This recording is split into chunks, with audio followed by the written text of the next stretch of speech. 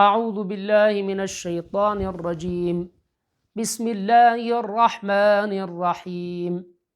ولقد آتينا موسى الكتاب وقفينا من بعده بالرسل وآتينا عيسى ابن مريم البينات وأيدناه بروح القدس أفكلما جاءكم رسول بما لا تهوى أنفسكم استكبرتم ففريقا كذبتم وفريقا تقتلون وقالوا قلوبنا غلف بل لعنهم الله بكفرهم فقليلا ما يؤمنون ولما جاءهم كتاب من عند الله مصدق لما معهم وكانوا من قبل يستفتحون على الذين كفروا فلما جاءهم ما عرفوا كفروا به فلعنة الله على الكافرين. بئس ما اشتروا به أنفسهم أن يكفروا بما أنزل الله بغيا أن ينزل الله من فضله على من يشاء من عباده فباءوا بغضب على غضب وللكافرين عذاب مهين. وإذا قيل لهم آمنوا بما أنزل الله قالوا نؤمن بما أنزل علينا ويكفرون بما وراءه وهو الحق مصدقا لما معهم قل فلم تقتلون أنبياء الله من قبل إن كنتم مؤمنين. ولقد جاءكم موسى بالبينات ثم اتخذتم العجل من بعده وأنتم ظالمون. دوستان عزیز، آیاتی را که به ترجمه و تفسیر میگیریم سوره بقره به ادامه آیات قبلی از آیه 87 الی آیه 92 همین آیات متبرکه را انشاءالله به توفیق و یاری الله ترجمه و تفسیر میکنیم. آیاتی که امروز میخوانیم آیات هم به ادامه آیات قبلی از جنایت ها و از گستاخی ها و بالاخره بدعملی های یهود بیشتر و بیشتر پرده برداری میکند که اونها وقتی که خداوند جل ذکره بعد از موسی علیه السلام پیامبران دیگری که به اونا فرستاد بسیاری از انبیا علیه السلام شهید کردن، بسیاری از انبیا علیه السلام تکذیب کردن، یعنی دروغگو تلقی کردن. مثلا از جمله پیامبرایی را که شهید کردن حضرت زکریا و یحیی علیه السلام است. پیامبرایی را که اونها را تکذیب کردن، دروغگو تلقی کردن، به نبوت و رسالتشون ایمان آوردن، مثل حضرت عیسی علیه السلام، حضرت محمد صلی الله علیه و سلم. خداوند جل ذکره همین عملکرد یهودی ها را به ما تبیین میکند. ولقد آتینا موسی الکتاب، و به تحقیق داده بودیم ما به موسی علیه السلام کتاب را که او تورات است. و قفینا من بعده بالرسل، و همچنان پیام فرستادیم بعد از او پیامبران را. یعنی قفا همو پشت سری هم معنا میدهد. و قفینا من بعده بالرسل، و ما پیام فرستادیم بعد از موسی علیه السلام پیامبران زیادی به خاطر هدایتگری و راهنمایی بنی اسرائیل. و آتینا عیسی ابن مریم البینات، از جمله پیامبرایی که خداوند فرستاده بودن یک عیسی علیه السلام است. و آتینا عیسی ابن مریم البینات، و ما دادیم به عیسی ابن مریم معجزات روشن که کوری مادرزاده، پیسی مادرزاده وقتی که دست میکشیدن شفایاب میشد و دیگر معجزات. و ایدناه بروح القدس، و ما نیرو بخشیدیم و تقویه کردیم عیسی علیه السلام را به روح القدس با جبریل امین. البته بازی انبیا علیه السلام به اینا که آمدن، حالا خداوند از تعامل برخورد یهود بحث میکند که اینها باز با انبیا علیه السلام چگونه برخورد کردن، تعامل داشتن. افکلما جاءکم رسول بما لا تهوا، خداوند جل ذکره به گونه شکوا و گلایه به اینا میگوید که هر وقتی که جاءکم آمد نزد شما رسول پیامبری بما لا تهوا انفسکم، با آنچه که خوش نداشت آن را نفسهای شما، استکبرتم شما تکبر ورزیدید، ففریقا کذبتم در نتیجه بلند پروازی ها و خود بزرگبینی ها، فریقا کذبتم گروهی از انبیاء علیه السلام را شما تکذیب کردید، یعنی اونها را به نبوتشان ایمان نآوردین، اونها را دروغگو تلقی کردید. و فریقا تقتلون و گروه دیگری از انبیاء علیه السلام را شما بودید که میکشتید.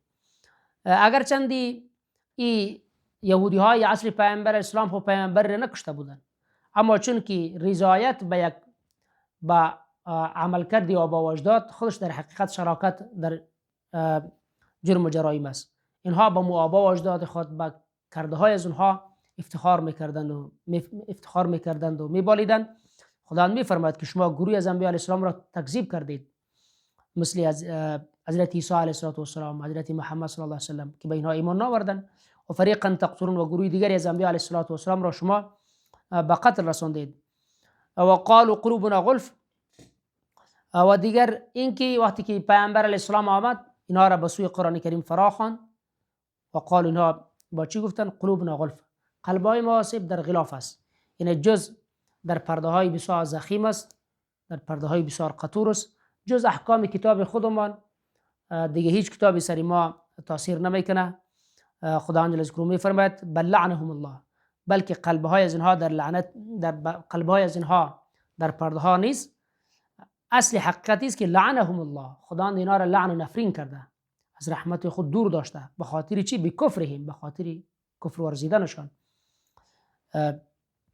فقلیلا ما یؤمنون، پس بسیار کمی از اینها ایمان میارن، بسیار کمی از بنی اسرائیل است که اینها ایمان میارن.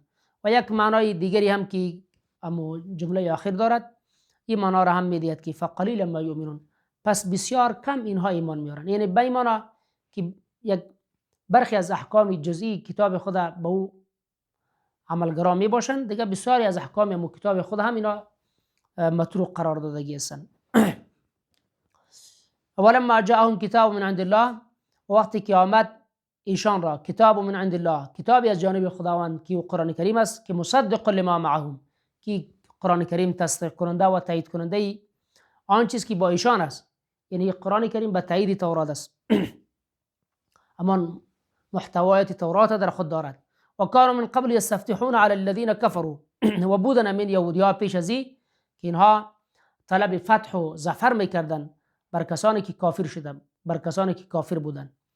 یعنی پیش از این که پیامبر علیه السلام مبعوث به پیامبری شو و از مکه معظمه باز هجرت بکنه به مدینه بیایه، یهودی ها اکثرا با می انگیزه و اندیشه آمه بودن در مدینه منوره مسکن گزین شده بودن که اینها در کتابشان خوانده بودن اوصاف پیامبر اسلام بود که پیامبر آخر زمان اول در جزیره العرب می آید، بعد از اون منطقه به یک منطقه خرمازا باز هجرت میکنه.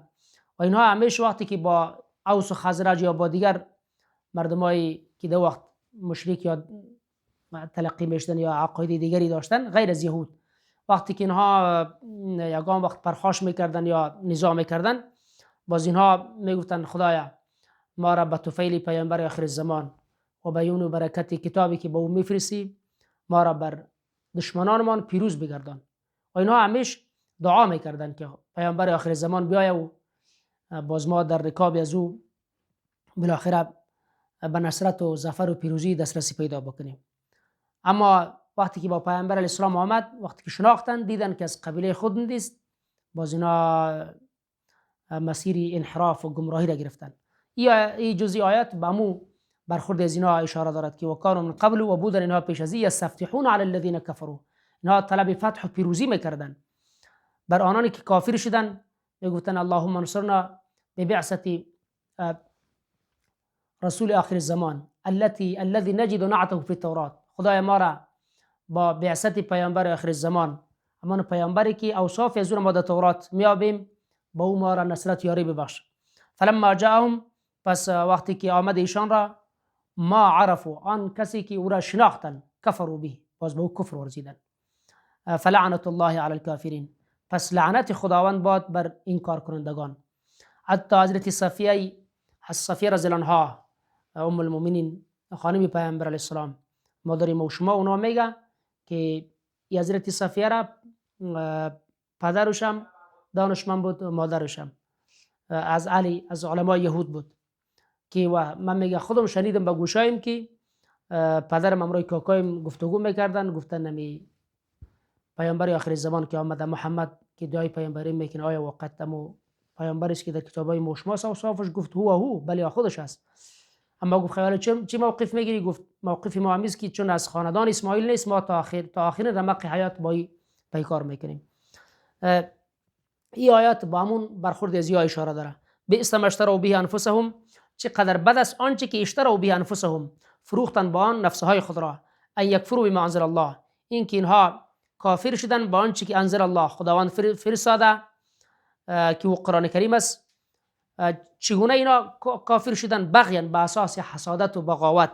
ان ينزل الله من فضله على من یشاء، مبنی بر اینکه خداوند میفرستد به فضل و کرمش بر هر کسی که بخواد از بندگانش. بنان یعنی علت و انگیزه ایمان آوردن از اینا با قرآن کریم فقط حسادت بود، که اینا به این اندیشه بودن که باید خدا وقتی که پیامبر آخر زمان فرستاد بعد زیر نظارت ما بود، بعد با مشوره ما فرستاده میشد. فباءوا بغضب علی غضب، و اینها مستحق خشم بر خشم شدن. یک خشم الهی اینا را به خاطر ازی فرا گرفت که حکم کتاب خود اینا ترک کردن و به ایمان آوردن، که چون در کتاب خودشان پیمان گرفته شده بود از یا که به پیامبر آخر زمان ایمان بیارید. و خشم دیگه ای که اینا را فرا گرفت به خاطر ازی که اینا به قرآن کریم ایمان آوردن.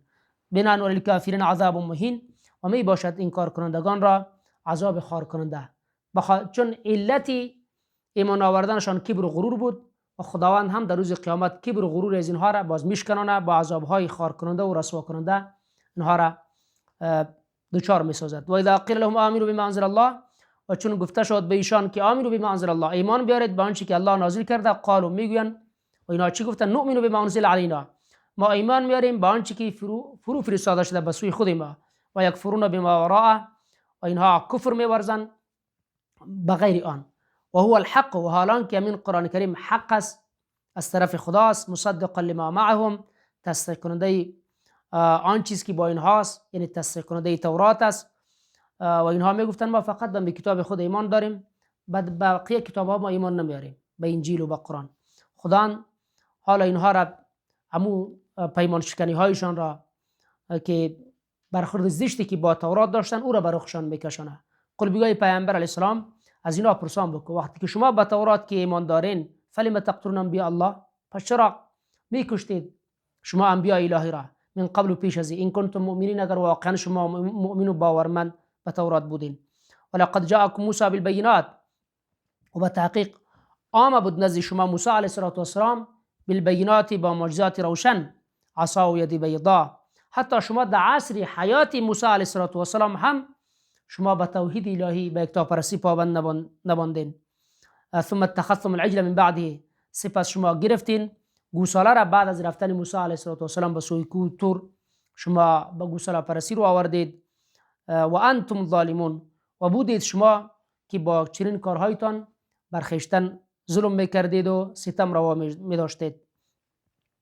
علی کل حال این هم آیاتی بود که ما شما از سوره بقره خواندیم که از جنایت ها و گستاخی ها و بالاخره بی‌توجهی یهود به احکام الهی الله جل جلاله ما و شما بیان کرد، و این ملت شرور و شرارت پیشه را بیشتر و بیشتر با ما معرفی کرد.